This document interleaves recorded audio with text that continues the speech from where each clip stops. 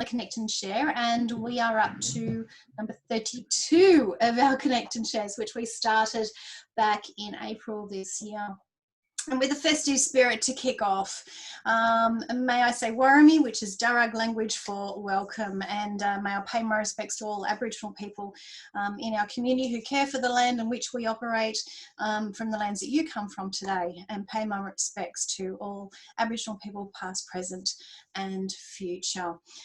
We're here as Outdoors New South Wales ACT. I'm Laurie Mode, and we look at enriching communities by connecting them with nature to lead to more healthier, more fulfilled lives. So we are celebrating also our International Volunteer Day, which is tomorrow. And Stuart, we have one of our very good volunteers with us today. So happy Volunteer Day to you tomorrow. I'm also a passionate volunteer, so it's great to have anyone that's volunteering in their community to celebrate this day. As William Shakespeare beautifully put it, the meaning of life is to find your gift, and then the purpose of life is to give it away. And I think that's a great testament to what volunteers do every day, that they step out and help the communities in which they are in. And as most of you know, the Scouts and the Guides are very big participants of our sector, and are led and totally operational via their volunteer effort. So thank you to everyone, and have a fabulous day tomorrow, celebrating in any way you can. Week in review. I'll run through this quite quickly for you, but let's just say it's got an undertone of grants. There's a lot of grants going on, a lot of submissions being written, and a lot of deadlines coming up. So I feel like, you know, the government's gone, right, we've got to get sorted here. Come and apply for our grants. So we've got a lot going on in that space right now. The second thing, which all our members would have received the newsletter last night, with the restrictions being eased both in New South Wales and in the ACT. So make sure you monitor that, adjust your COVID plans accordingly. We are now down to that 1 per 2 square metre rule, which is fabulous, because you can certainly build on your capacity for your businesses and your activities. Something that's really gained a lot of traction in our social media is the announcement from Lithgow TAFE, and may I thank Simone for her efforts with really getting and pushing this through. This is a fabulous opportunity for our sector, and as we've said over the course of a few weeks now, is we're trying to get people out and activity leading as quickly as possible, filling those jobs that were let go over the course of COVID, and trying to get people back and accredited with certain courses. So this is a great initiative. I think there's 8 different courses or 8 different activities that you can apply for. The dates have been released, the application form's there. You have to get the application form in by the 9th of December. So please, if you're interested in any of those fee-free courses, it's really important to get that enrolment form to Simone before the 9th. But a great opportunity to get that qual updated, or enter the sector, which it's been fabulous to see a lot of people responding that are wanting to get into the industry. Really, really pleased with that response. The other fee-free course is the infection control, which was in the newsletter prior to last night's. And there's certainly some opportunities to get staff accredited with that. Again, totally free. Vouchers. So as you will have seen in the newsletters, New South Wales and ACT have both voucher systems in place. Canberra and the ACT is primarily there for the locals experiencing local business. So you can register your business, and people can spend their voucher with you to gain a bit of an understanding on some of the local businesses and what they have to offer. So make sure you register if you can, if you're eligible, and you can get some of that opportunity through your door. The second one in New South Wales is quite diverse in the fact that every person over 18 gets 2 $25 vouchers for food and dining, and 2 $25 vouchers for experiences. So we can provide that. So make sure, if you can open your doors to the general public and not just groups, that you register for these vouchers so that they can come and spend these with you, and you can get some extra business through your door. With the restrictions being eased, you need to relook at your COVID plans, and please make sure that If you want some advice or some helping hands with that, please send them through. That's why we're here. So we can help guide on some of the elements that you may be second guessing yourself on. Study Work Grow in Year 13, a bit of work's being done in this space to try to get those school leavers contemplating the outdoor industry as a career choice. Work that we're going to have to continue to do because we've got to be up there with all the other industry choices.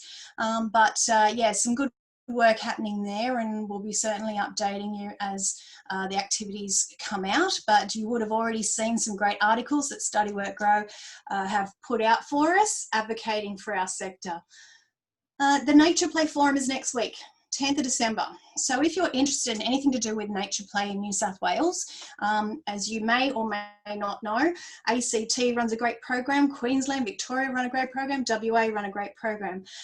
We don't at this point in time. So we're now discussing, right, how does this work? Because we're going to have to start educating our kids from a very young age to appreciate nature and build that understanding right through their life. And the last one there, I wanted to bring your attention to a brand new campaign that Destination New South Wales is putting out there around road trips. And again, this is a great opportunity for our industry. If you've got product that is open to tourists attending or participating, here's a great opportunity. And I've already spoken to you a couple of months ago now on the ATDW, which is the Australian Tourism Data Warehouse.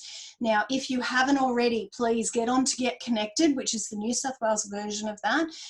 So you can Google Get Connected New South Wales, it'll come straight up.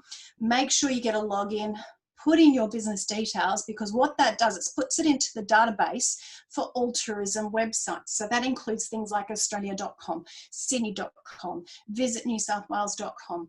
And as this campaign rolls out, the call to action will be those websites. So you need to be in there with your content. I thought I might actually quickly just show you what is available with this. And I won't take you through the 6-minute video, but this is an example. Can you see that? Or probably not. Hold on, let me go back to sharing. That one there. So this is the Long Road, which is one of the episodes, and this is the Kosciuszko Alpine Way. So as we know, we've got a lot of product in this space, and here is the video that Destination New South Wales has put together. I'll just show you the first couple of seconds of it. If you can hear that. Call him. Can you hear that? I'm Ash London, and I'm hitting the road to check out some of the best spots New South Wales has to offer. Joining me for the ride are some of Australia's favourite musos, so buckle up, it's gonna be wild. This is the Long Road. For this road So trip, you can have a look I'm at that going at your from leisure, Koola but this is a great campaign, and they've got a lot of influencers involved, which really extends the market reach of this program. So this is, as I say, episode 1. They've got a hell of a lot of other opportunities out in the travelling area, so it covers right across the state. This toolkit here is available to businesses to use. So you can find this on Destination New South Wales's website. It gives you a bit of a summary of the campaign, but more importantly, it gives you access to image libraries and content that you can use in your own marketing. Now, the effect of this is quite important, because if they're out there with all this noise and you're using some of the similar hashtags and content, you know, you're going to be able to cut through some of that noise to get people looking at your activity as well. So the image library is there. You can actually download the campaign mark, so you can put that on your own marketing as well. And then you can look at the particular area in which you're based and see where you can take advantage of what's going on. If you have any questions regarding any of this, please let me know, because obviously I can certainly help you with that. Now, if I just go back to my presentation here. So that's the Destination New South Wales campaign. So look forward to the results on that one. And quickly, before we jump into our guest speaker for the day, what's coming up? The camp pricing report will be presented to the board next week. So for those that participated in that survey in the pricing report, you will receive a copy of that as soon as it's endorsed by the board. And then the second thing is the Outdoor Business Masterclass. We alluded some time ago that we received a grant to operate a road to recovery program. This is a really important step in building some of the skills that our businesses need to go forth into the industry and prosper. So we've organised a date, 29th of March 2021. It seems a long while away, but it's only 3 months away. So put that date in the diary if you're interested in attending that. Because you're members, you actually get access to that at no cost. So this is a great opportunity. It's a full day masterclass with some really heavy content that will help drive your business forward. So obviously, because it's free and because it's quite intense, numbers are limited. So if you are interested, you need to contact me as soon as you can, so that we can put your name on that list. So that will be held in Queanbeyan. And then hopefully what's coming will be some successful grants, and we'll update you on that as it comes to fruition, hopefully. So today I have the beautiful Kylie Bryden-Smith with us, who is from Resilience New South Wales. So Kylie, I do have your presentation here. Would you like me to drive, or would you like to drive? Look, I might drive because there's quite a few slides and I'm just aware that we've got limited time. So how much time do we actually have today, just so I know? We have 49 minutes left. Okay, awesome. So look, it's an absolute pleasure to be part of your meeting today. And I met a beautiful Laurie at the Skills IQ forum in Kiama about a month ago, and I was talking there about developing resilience in our youth communities and our vulnerable communities, and I guess I came at it from this perspective of the work that we're doing at Resilience New South Wales. So Laurie thought it'd be good if I came and had a chat to you about what Resilience New South Wales does, some of the work that we're doing, and really set up just a way of engaging with you, so you know who I am and who our agency is, and if you need to use us at any point or you see us in the ground.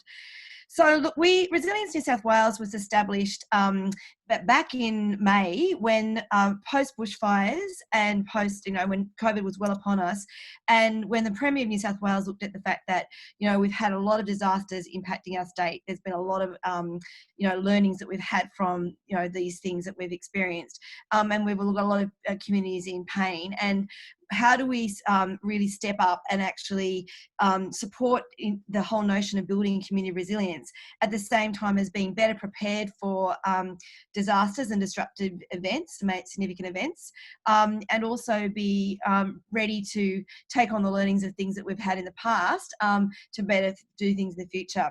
So our agency was born in May, and Shane Fitzsimmons, the Rural Fire Service Commissioner, a former Rural Fire Service Commissioner, is our fearless leader, and he is an awesome, as you would imagine, guy to work with. We are part of what was the previous Office of Emergency Management, and we have got a new corporate strategy which has just been endorsed, and are standing up a new leadership structure as part of the new agency as we evolve over the coming months. So look, effectively we are the lead disaster management agency for New South Wales. We are responsible for all aspects of disaster recovery and community building to future disasters. So we are not doing it all. I think that's really important to understand. We are obviously spearheading that piece around emergency management policy, and really making sure that takes in the social, the economic, the infrastructure and the natural environment. But we are actually an agency which is doing a lot of enabling. So we will be connecting with all parts of government, with Commonwealth, other states, and also local government, which is a very key stakeholder. And we'll oversight a lot of the stuff that goes on, but we'll be using the expertise of many other parts of government to make that happen. And you've probably already seen that Service New South Wales is very much being set up as the front door to government, and that notion in terms of utilising their wonderful customer care skills and expertise in disasters is something that we will do more of in the future. And really important to what we do is, and important to what you do too, is keeping people at the heart of everything, and really making that ensure that we care for them, acknowledge them and empower them, and really make sure that they are prepared for potential disasters in the future. Our guiding principles are really, as I mentioned, community first, and then connecting that ecosystem. So talking about connecting all parts of government and harnessing those things, making sure that we have that our critical infrastructure, our people, our businesses, that we've thought about how we actually make sure those things are built into our preparedness, our response and our recovery piece, that we are really truly the strategic policy champions, and we are supporting the local delivery. So, and that's, all of this recovery from all the unprecedented events that we've had in the past 12 months, starting with drought, which was happening years before that, moving into that unprecedented bushfire impacts, which started in actually September, October last year and went well into February, and then into the COVID impacts that have happened this year. It is the local-led recovery that's really important in all this. So empowering our local communities and our local leaders to actually be able to do that, and giving them the tools, but also giving them some financial resources. And, I know Laurie was talking about the grants that you're putting in for. I'm sure parts of those are for some of the bushfire recovery resilience grants. It's really important that organisations like yours and the members within this are leading some of that recovery work and continue to do some of the really great work that you do. So, what are those the current challenges we're facing? Well, obviously drought is being a big one. And that slide that I'm showing you shows it's good to see a lot of it's gone into green, but that doesn't mean that those areas are recovered and fully recovered from the drought impacts that they've had. And there's still parts of the state that are still significantly impacted by drought. And that, has obviously meant that businesses in those communities have had a very low threshold in terms of profit. Communities have been really struggling around how they, mental health and how they keep going in this space. And so that drought was something that we were experiencing for a significant period of time. And then we had the horrific Black Summer bushfires. And this slide just shows you just how impactful that was. If you look at that, 26 lives lost, 2,500 homes in New South Wales lost, 157 hospitals and ambulance stations affected, 295 schools. And then for you guys in the work that you do in the outdoors, there's 2.6 million hectares of national parks that have been burnt. And I'm sure that's had a really significant impact on the ability for, outdoor activities to occur and how you actually go about doing those things, and the threatened species that have been impacted, and it's been really significant. And then there's been those business impacts. It's had $2 billion worth of impact to the tourism, retail and agriculture sectors.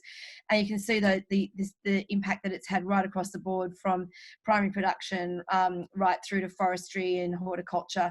I think the thing that we really noticed in this is there are 220,000 small businesses that operate in those 50 local government areas that were impacted. And 88% of these people were impacted by a loss of income through their tourist trade being taken away during their prime period of time. Businesses were telling us up to 80% of their income was lost for a year. So that's a really hard thing to come back from. But then you also had COVID. And, from the business perspective, that this slide shows on the right-hand side, the cash flow impacts to 68% of businesses.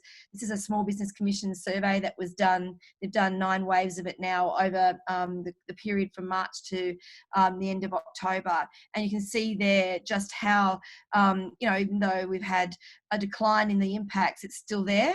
One of the things that we've seen as a growing part of this and being more transparent is the mental health impacts it's had on many of the business communities, and how business operators have been trying to struggle with that with themselves and with their own staff. And then on the left-hand side, and this is probably a bit of a scary slide for you, is the impacts by industry, arts and rec services being the second highest impact. But I guess what also that shows is the dot is the government policy response, and the orange is if we hadn't actually had any support going into that industry, what would this look like in terms of failure in the industry? So you can see that, the support that has been provided has been absolutely significant and needed. This is from the Commonwealth and the state. But, we're still going to see, unfortunately, some businesses that may not make it. And, obviously we'll need to think about how we support and retrain some of those people. One of the positive sides of this that COVID's shown is that businesses have pivoted. Many businesses, they just have had to think about the way they collaborate with others, going online, what they do, increasing their advertising promotion. And that's something that we've seen a lot more of in this time than we've ever seen in any other disasters that we've experienced. And then there's been this unprecedented amount of support that's been thrown into the recovery from the bushfires, the drought, and also COVID. Just in the bushfire space in itself, over 8,000 people have been provided with emergency accommodation. We've put 207 people into temporary housing pods. We've given $4.5 million in disaster welfare grants. There's been over 3,000 properties cleared. Now that's been unprecedented, and it was done, in as quick as an efficient way as possible. And 98% of that cleanup has now been done. And why that's more than the number of houses, because there's obviously been out buildings on sites and things like that were not necessarily residential homes. There's been over $1 billion worth of repair works done, and you can see the amount of money that's gone into grants and support. And that interesting stat, around 5,855 kilometres in boundary fencing replaced. That's those boundary fencings, and you would have seen that onto the national parks that some of you operate in, has been extensive and needed to be done to keep wild animals out and other things. And there's been some great work done by Blaze Aid and others around all of that. And this is a picture of those pods. So we've been putting some of our people that are in bushfire impacted areas into, very kindly through the Minderoo Foundation and through the Salvation Army. We've had these generously donating these pods that people can live in, and they're fully able to actually have showers and toilets and beds. And this has been the home that many have had in the temporary way, where they're on their properties while they're starting to think about the rebuild. That coordinated cleanup has been extensive, and I think one of the really amazing things in this is that 99% of that cleanup work went to local and regional subcontractors. So that's been a really big part of the government's mission, to make sure that in any of this cleanup work and any of the work and infrastructure work that the government's doing, that we have a significant amount of local people enabling to get jobs and work through that. We have embedded 22 community recovery officers into the 22 highest impacted council areas. These community recovery officers are basically funded by Resilience New South Wales and state government, but actually employed by council. And their job is to work in council to really look at how do you build resilience within these communities, what kind of activities do need to be done within communities to actually build that recovery, developing local bushfire recovery action plans, and working with local emergency management committees about future plans. They are really critical roles. The National Bushfire Recovery Agency is also providing similar roles, so those are partnership roles in together within council, and I think they've been really important in terms of getting some of that those plans done, helping councils which have been absolutely smashed in terms of what they have had to do to recover their communities. We've had a coordinated outreach strategy. So to anyone that actually went through the Service New South Wales or to the evacuation centres, we have reached out again to all of those people to see how they're going and what they can be given in terms of support. And every single one of those people, and there's been 2,500 calls made by Service New South Wales throughout the bushfire impacted areas to see how they're going. And we've been then able to refer them to support services they may not have known about, not only the government support services, but through to others like Red Cross and other support services that are available in the community, and really helping them with some of the challenges around housing, financial support, and all those kind of things. So from that outreach, we've found that what people are really looking for is, not surprisingly, the financial support in all of those areas, and assistance in navigating the process of the rebuild and the complex kind of work they have to do around that. Mental health has been a big one. We've got a recovery support services program that's in every single bushfire impacted area, delivered by, in some cases, it's Department of Primary Industry, Rural Adversity Councillors, and other places. It's Benados and other recovery support services through other partners. But that sort of mental health and support and just genuine one-on-one support's been so critical. Really, and also looking at that whole thing around land and infrastructure management and impact on and improved telecommunications and infrastructure. That critical infrastructure piece has been a really big one. So that recovery support services that I've talked about, they're actually in all of those bushfire impacted areas. They're confidential one-on-one services, and more than 1,900 families have been supported in that, and there's still at least 1,000 families involved with these getting ongoing support. And we've had to do this all with COVID, actually, and you know what it feels like when you're operating your businesses and your activities in COVID. Well, we've had to think about how do we do all of this with the COVID overlay, and still making sure we can provide those support services to people that really need it, but in a safe way. So this is the type of package of rounded things that have been available, and you can see there the list of the different grants and the different support processes and things that have been provided. That Bushfire Community Recovery and Resilience Grant, that one closes next week. I think that's one that you guys have been actively involved in. There's a larger local economic recovery grant that's actually now been extended to the 28th of Jan. And those small business grants and the primary producer grants, they actually close on the 15th of December. So if you've got contacts in your network that run businesses and they haven't already accessed those, we encourage them to ring Service New South Wales and get that support. And this slide just shows, look, there's a huge plethora of support that's available out there. Some of those things that I've touched on. I'm sure you're aware that the New South Wales Government provides Business Connect, which is a free business advisory service for businesses, and that's still continuing from COVID and bushfire impacts. There's lots of opportunities around getting work through the Buy New South Wales website.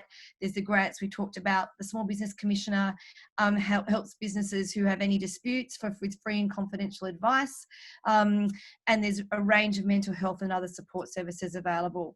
And the best way to access that, quite frankly, is through Service New South Wales, because you've service by calling them on 137788 or going to their website or into a service centre. You know, they can actually refer businesses and people through all the different support that is available.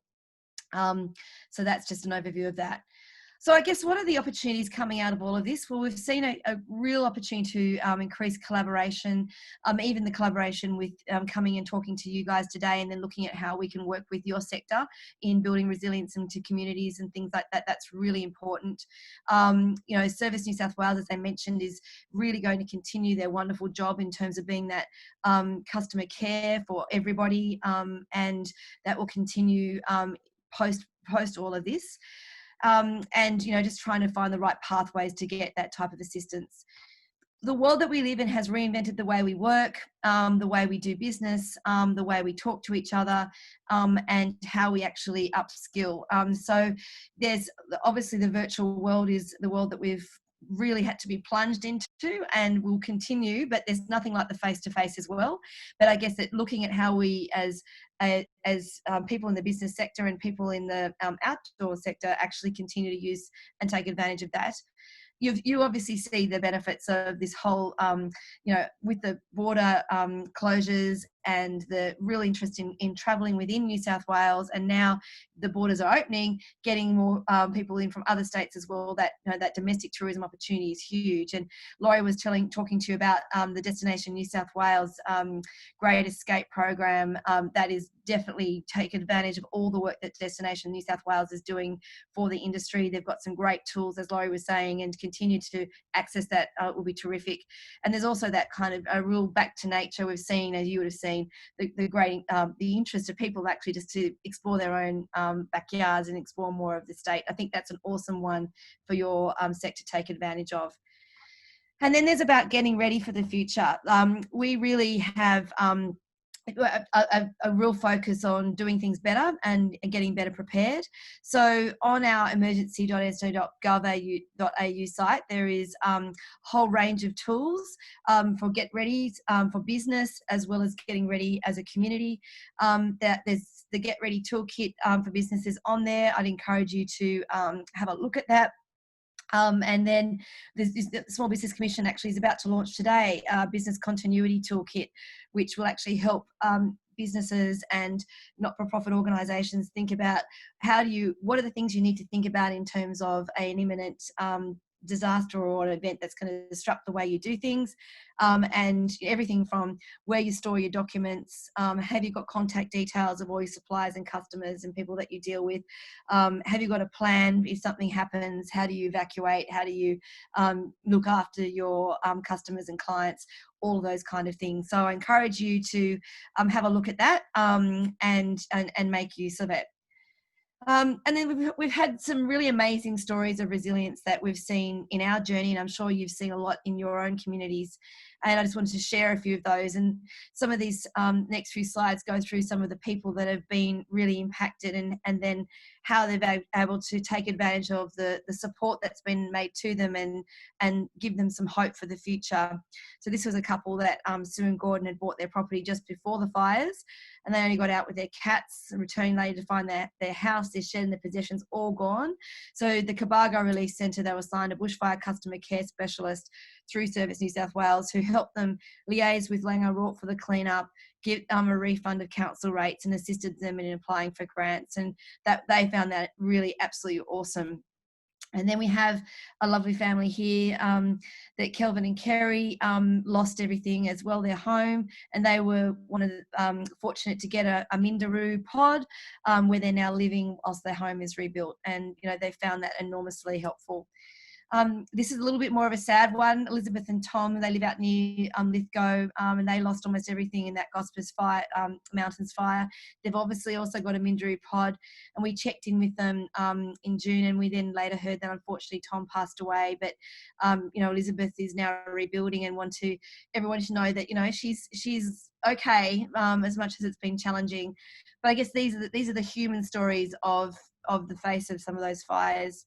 And then we've got this lovely Stefan who lives in Coolangatte, and he lost his property on the 23rd of January, and he's had a temporary pod installed as well, and it will be his home for the next 2 years.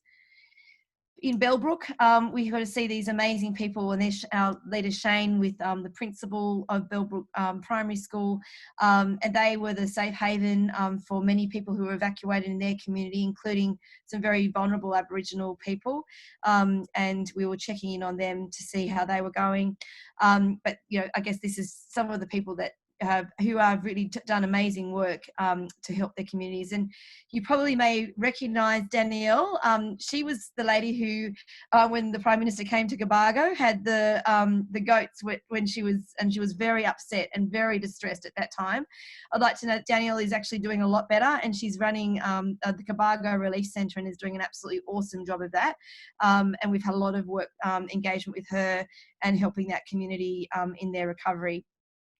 And here are two of the local contractors, Pat and Phil, who helped with the cleanup work in some of the bushfire impacted areas. And, I thought that's nice to see some of their faces. So look, there's a bit of an overview of what we're doing. There's a lot of work being done. Obviously, bushfire is only one thing obviously that has impacted our state, but also you've got COVID compounding that. But I guess what I'd say about those bushfire impacted communities is they are, they've had a lot of trauma. They've gone through a lot. And I know that, the work that you do in the outdoor sector in terms of getting people outdoors, reconnecting with the environment, and just having a positive experience is so important in that recovery.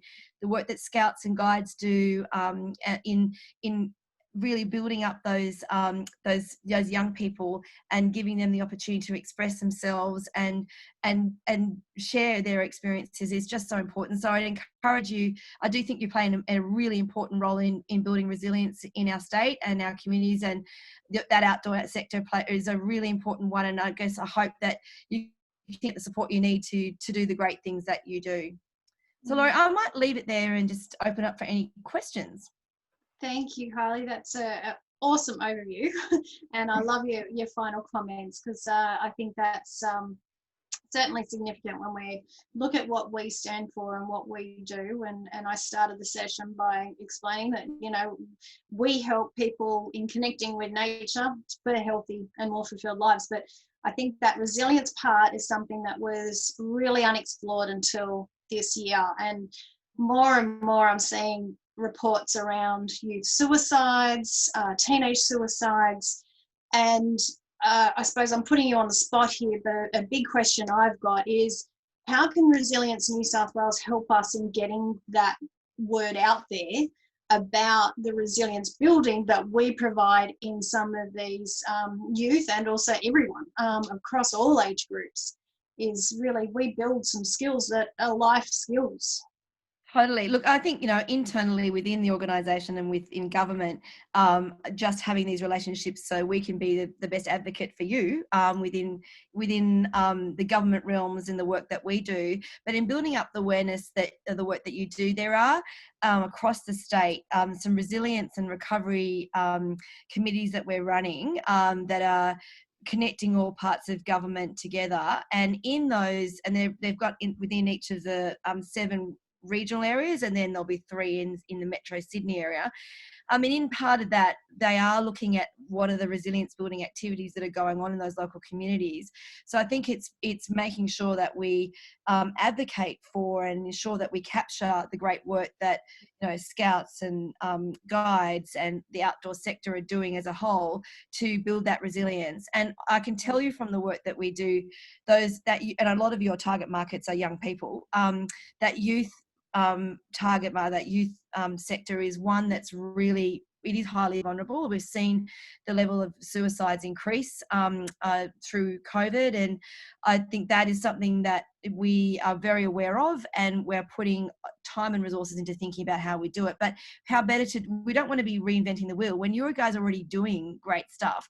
Really, it's just about how do you promote some of the really good things that are being done and connect the scouts to the recovery officers and things like that. So you've got, when they see these vulnerable families, it's saying, here is a great framework of, where people are nurtured and cared for in an environment that can actually give them life skills to build that resilience. So it's looking at the ways of connecting those things. I think that's going to be really important. Absolutely. And I'm volunteering my time on anything that, I can help connect you with that, because it's so important that we get that a lot wider. I know I've spoken to a couple of schools in the last month, and they're really concerned about what they're doing. And you can see some of the private schools investing more in outdoor ed because of this. So we've just got to get that wider and more understood. Absolutely. And I think that the other thing I'd say is that Resilience New South Wales, in standing up our new structure, has regional directors across the state and within Metro Sydney, and those regional directors will be looking at the building resilience as well as the recovery on the ground. And so it's connecting some of those regional directors with some of the regional contacts within scouts, guides, some of the outdoor specialists, and making sure that those, when those programs are being developed, they're being communicated to the widest possible audience, and then connecting those community recovery officers too, because they're also looking at promoting activities within those local council areas that people can join and be part of. Brilliant. And look, I can help in connecting with those contacts across whatever region you do, because that's awesome. Thank you. Look, I'll open it up. Does anyone have any questions for Kylie that you may have burning in your mind or other? You must have answered all their queries, Kylie. Well, I mean, I think your sector is really important. I think it's about healthy lifestyle, and healthy bodies creates healthy minds, creates a positive attitude to life. Building resilience is all about, and resilience is an interesting word, it's about having the skills and the ability to be able to withstand some of the challenges that you face in life. And if you have a good, strong sense of being and a strong sense of and a healthy life, then you have so much more skills to be able to do that. So that's why the work that you guys do provides the foundation for that, and also the healing for some of the challenging things that people have experienced. Yeah, great. Now I'm going to put you on notice again, Kylie, but there's a lady on the screen that's done a hell of a lot of work in getting some fee-free courses through her TAFE at Lithgow in our sector. And I don't know if there's anything you can do to help us get that word out, but the more people that we have actually educating the space helps also the people that can benefit from that space. So they're available at the moment. The enrolments close on the 9th of December. Simone, did you want to just give a quick overview for Kylie?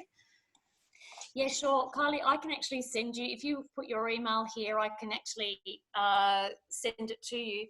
They're basically for people that are already working in industry, or there is a couple of courses that would be suitable for people that are wanting to perhaps consider doing more in the outdoors, and that would be like the canoeing or the bushwalking ones, but predominantly we're trying to upskill and refresh people's skills that are already in the industry or they've left. But there is certainly a couple there that I think would be suitable for people to just engage with.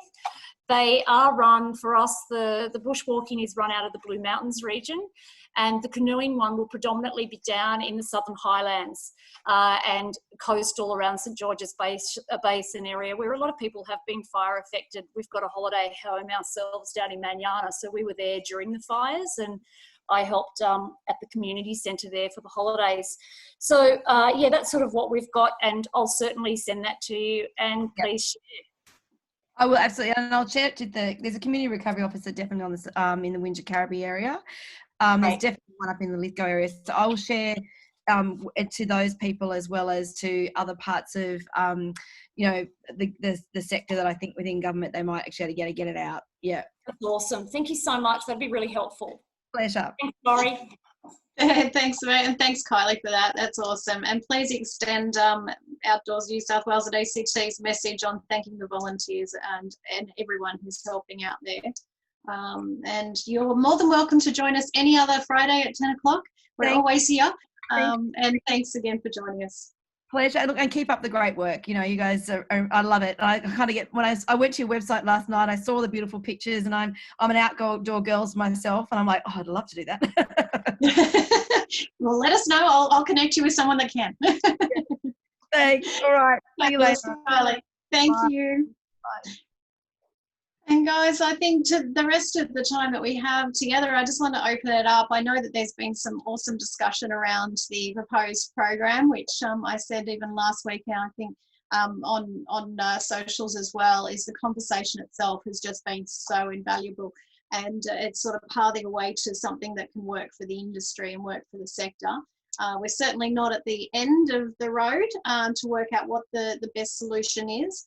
But the debates and the conversation has been awesome. So if you have anything that you wanted to bring up in this last 15 minutes that we have together, happy to put it on the table and have a bit of a chat.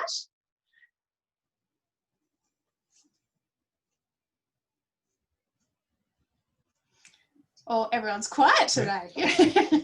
Just a little question, the mentor component, is that still going, or people being contacted part of that process?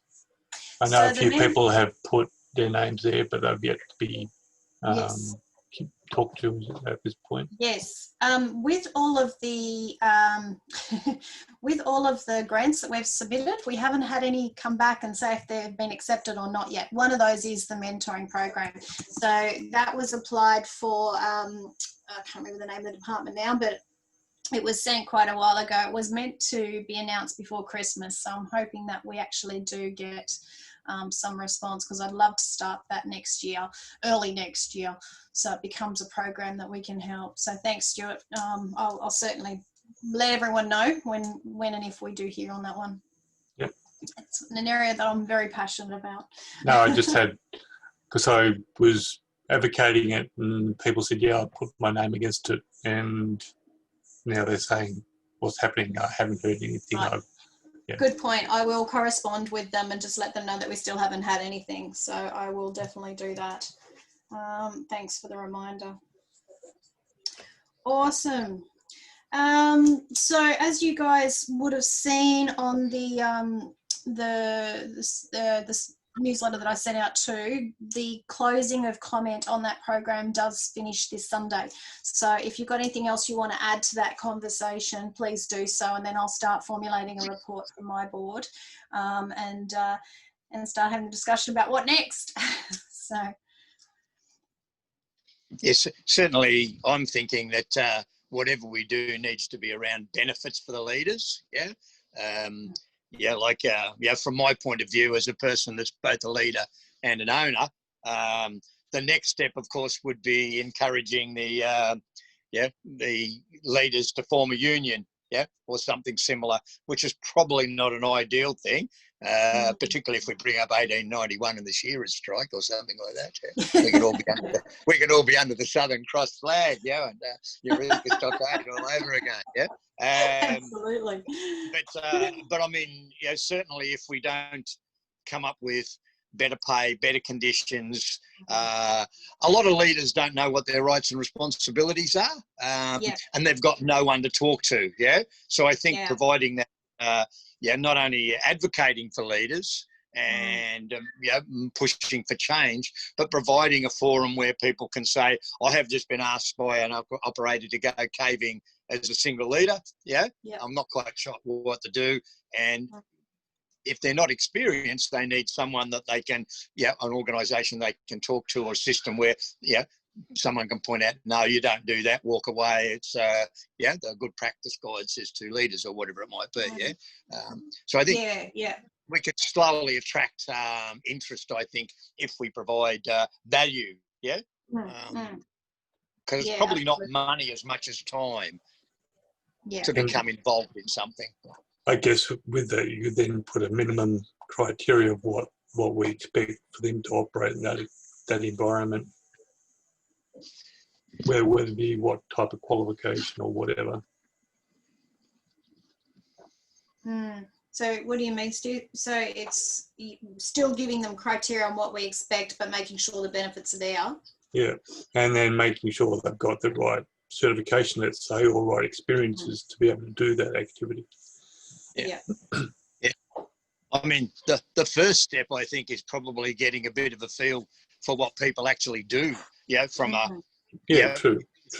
If we provide benefit for the leaders, so they say, I lead in these types of things so many days a year, and some things I've got a qualification, some things I haven't, but even just knowing what people do would be of value to training. That's good. That's good. That's a good first step. Management and all that sort of stuff, because we don't really have those statistics of, like my company, I tend to have specific leaders for specific activities. But in a lot of the big journey-based companies, a leader is expected to be a jack of all trades, for instance. So how much of that is out there, and how do we manage it so that it can be done safely? And Scouts is one of those. Yeah.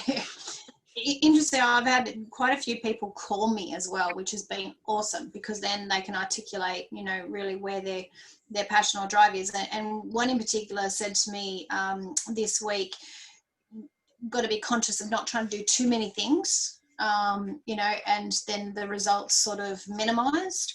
But Dave, they really brought up that paid ethically, effective pay, repaid what, this person, not mentioning any names, mentioned that they were employed to do a job and they had to use their own first aid kit, and they paid for their own kilometres, and they weren't paid overnight when, in actual fact, as they termed it, I couldn't have a beer, so I wasn't off duty.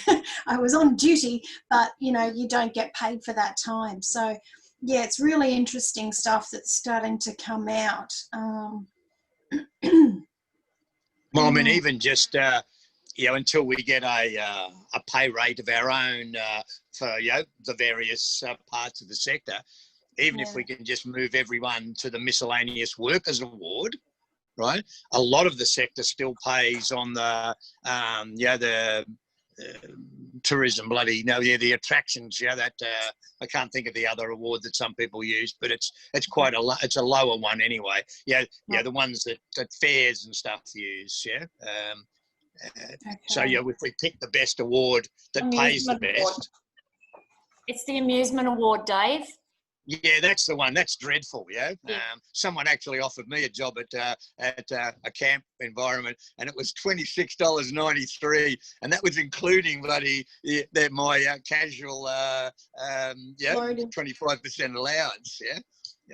Okay. Yeah. Which 2 hours do you want me to work? Yeah. For a day's worth of pay at that. Yeah. Yeah. Right. But I mean, the pay thing will be a long haul. Yeah, and we need to sort of say within 5 years, 6 years, we'd like to get better pay. It's not something overnight, but certainly the Miscellaneous Workers Award is probably the better of the awards that currently exist. And if people are paid, the weekly better than, at least that or better than, and then you've got your, and we can remind people that if you work more than 7.5 or whatever hours a day, you actually have to pay extra. There's allowances for overnight and food and all sorts of things in the award, and then you see your Saturdays and your Sundays, which are multiple times. So that would be a better start. It's still nowhere near good enough. Sorry, I just saw Simone's dog. Oh my God, that is the cutest thing I've ever seen. Yeah, he's just 8 weeks old. So I'm working from home today. He's a little Cocker Spaniel, but he just was starting to cry, so I just picked him up. Oh, that's good. Sorry, Dave, you've been totally overruled by the dog. Yeah, well, that's why not? Yeah. Yeah, no, really good points. Thank you for that. And yeah, it's so good. I think we're just starting to bubble everything to the surface so that we can have a coordinated effect on dealing with some of this stuff. And the word that keeps coming up again and again is ethical. It's this ethics approach, not only from how we promote the sector, how we operate, but what we do for each other. So yeah, really interesting. Guys, anything else you want to throw on the table, or otherwise I'm happy to give you a 9-minute early mark. The only one that I'll probably mention, because I'm taking it up with Tourism Northeast, is that we're seeing in Northeast Victoria a lot of very poor images, particularly around water. And I'm talking about peak bodies or not peak bodies, sort of council, tourism organisations, operators and others showing people on boats without kayaks and craft without life jackets, or floating down rapids, grade 2 rapids on a blow-up bloody toy, where you've actually got to have life jackets and helmets and 2 litres because they're grade 2, and that was a council buddy tourism thing. And most of this I saw on the same day that Life Saving Victoria was advertising on the ABC saying, this could be a dreadful season for deaths. Because people are going to be going to the water, and a lot of people have been careless, could be careless, poor swimmers. So I do think images, particularly around water safety, are probably a thing to push, but also rock and rope and anything that with helmets and anything that improves the image of our, whether it's the private recreation side of things or paid or clubs or the like. I'm not quite sure how we attempt it, but we need to sort of work on that. I think it's communication. Yeah, absolutely. We even had one last week in one of the New South Wales national parks, the death of I think it was a 6-year-old drowned in a water home. So okay, no, really good. I might just increase some communication on that. More broadly. And actually one thing I haven't done is jump onto Destination New South Wales' image library yet. I've got that to do today just to see what sort of images they do. So hoping they've followed those rules as well. And the only other one is that land access. I think I sent an email out to all the peaks. Awesome. And that was about that strange thing in Queensland, but I don't know whether it was true or not, where the police were chasing some canyoners, supposedly. But we are getting, whether it's First Nations or environmental issues or risk adversity, there are more and more instances of land managers of various types looking at or starting to preclude, preclude access. Yeah.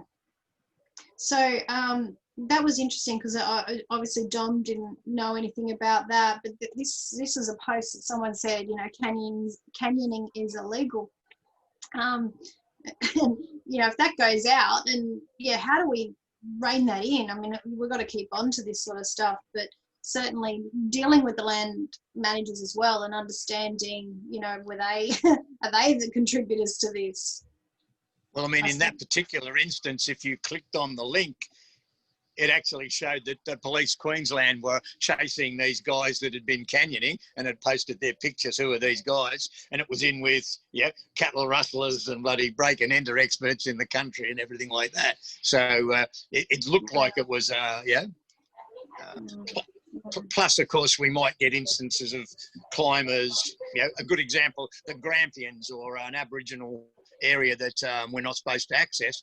People might just say bugger it and they're going to go in anyway and post their photos, which can inflame, So we've got to educate our clientele about, even if we might be negotiating to maybe get access in the future, if we push access against a park manager or a First Nations group, we're locked out forever. Yes, absolutely. All right, no, really good one. Guys, we're on at 4 o'clock this afternoon if you want to join us for a festive drink. And I'll be there. Yeah, awesome. We've got a few things that we want to throw on the table there on a more of a casual basis. But other than that, thank you so much for joining us today. Hi, Rob. I haven't seen you there yet, but I'm assuming you're there. So have a great day. Have a great weekend, all, and stay safe. And we'll see you soon. Thanks for coming. Bye. Thanks, Laurie. Thanks, guys. Bye. Thanks, Simone. See ya. Bye. See you, Dave. Thanks, Stuart. Oh, Rob's gone. Okay. All right. On and upwards with our day. Talk to you all soon. Okay, have a good day. Can I just ask you something, Laurie? Sure. Just, no worries. Do you want to start the recording? Oh, yes.